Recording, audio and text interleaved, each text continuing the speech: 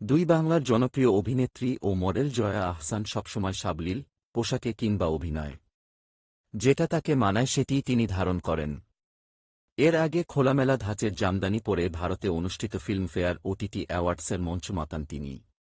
এবার আরও এক ধাপ এগিয়ে সাহসী অবতারেই ফিরলেন জয়া।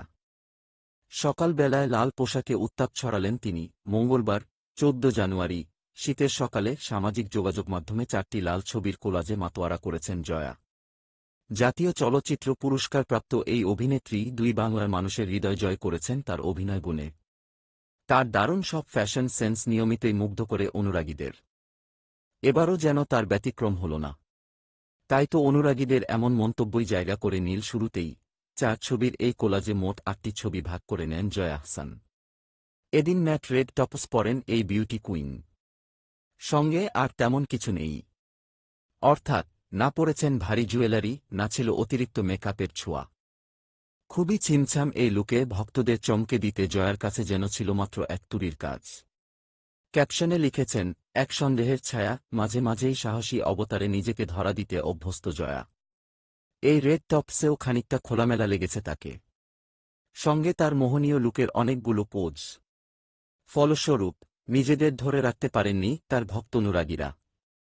উত্তপ্ত অবস্থা তৈরি করায় তারাও বলছেন, আগুন সব ছবি, শুধু কি তাই? বয়সও ৫০-এর কোটায় জয়া আহসানের। এমন সময়েও নিজের রূপলাবণ্য ও ফ্যাশন সেন্স ধরে রাখায় রীতিমতো প্রশংসিত তিনি। তাদের কেউ একজন তো মজা করে লিখেই ফেলেছেন, বয়সের ছাপটা ধরে রাখার টিপসটা জানাবেন প্লিজ। ব্যক্তিজীবনে পোশাক আশাকে অনেকটাই শৌখিন জয়া আহসান। প্রায়শই ভিন্ন রূপে অবতারে নিজেকে মেলে ধরেন তিনি। এই তো মাস কয়েক আগে ভারতের এক ফিল্মফেয়ার অনুষ্ঠানে ভিন্নভাবে জামদানি পরে শাড়ির ফ্যাশনে নতুনত্ব তুলে ধরেছিলেন। তা নিয়ে অবশ্য সমালোচনার মুখেও পড়তে হয়েছিল জয়াকে। সম্প্রতি দ্বিতীয় সিরিজের বেসুরা নামের একটি পর্বে ক্যামিও চরিত্রে কাজ করেছেন জয়া। সেখানে ডাইনির চরিত্রে অভিনয় করেছেন তিনি।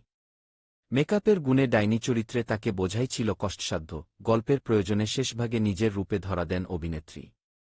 বলা বাহুল্য, রূপ কিংবা অভিনয় উভয় দিক থেকেই দেশের মানুষের কাছে জনপ্রিয় জয়া আহসান।